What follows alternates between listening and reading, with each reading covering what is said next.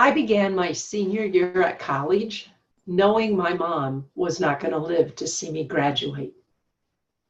She had cardiomyopathy and her heart was simply getting too weak. But my mom had willpower, which is why, despite all expectations, she was still alive that Christmas. Better yet, she was able to participate in all the family Christmas activities. But the next day, December 26, 1984, we knew the end had arrived.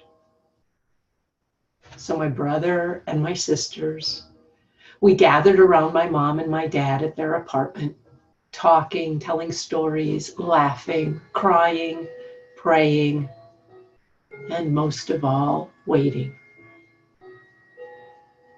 My mom and I had talked openly about her death. There was nothing unsaid between us, nothing incomplete. She even knew I wanted to sing at her funeral, most especially her favorite song, Amazing Grace. I remember that afternoon, I had just put on one of Mom's favorite albums. It was Jim Nabors, yes, that's Gomer Pyle, singing gospel hymns. And I was sitting next to her on this footstool, holding her hand. I felt her squeeze my hand and I looked up. Are you sure you want to do this, Teresa? Sing at my funeral? Yeah, Mom, I really want to. But are you sure you're going to be able to, that you won't break down? I don't know, Mom. But my friends said they'll sing with me, so if I do, they'll cover for me. My mom smiled. Good. That'll be one less funeral expense. It was such a typical thing for my mom to say, even if she was dying. My mom grew up before the Depression, raised my two oldest sisters during the Depression. She knew all about not spending money and doing it all yourself. She was an independent woman who loved to help others, but did not like to ask for help for herself. So no surprise, 20 years later, here I am in my business, in debt, struggling to make the money I need to pay those bills, keep my business going, keep our personal finances going without my husband knowing how bad it was.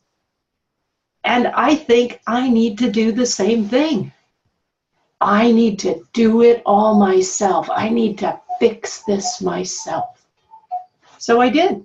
Bookkeeping, website, marketing, administration, along with coaching and workshops. I did it all. Because I have a fair amount of my mom's willpower in me, it took me a long time to admit it wasn't working.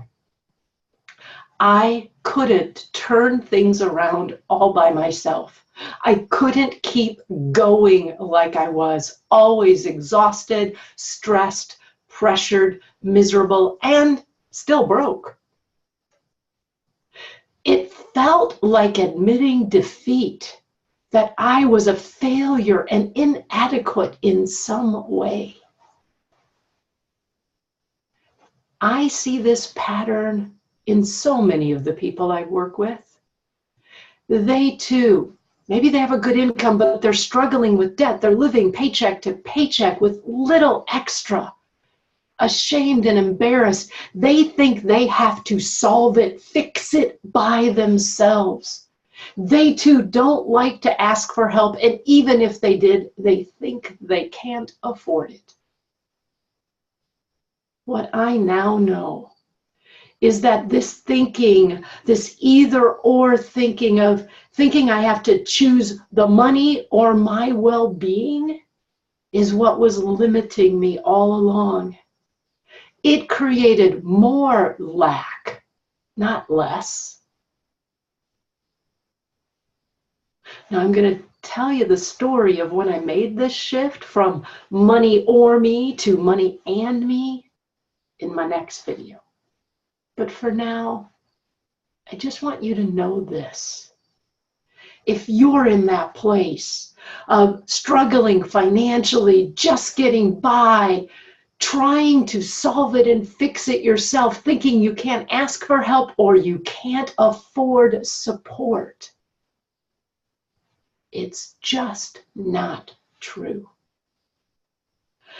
Getting the right support at the right time is worth whatever it costs. You are worth it.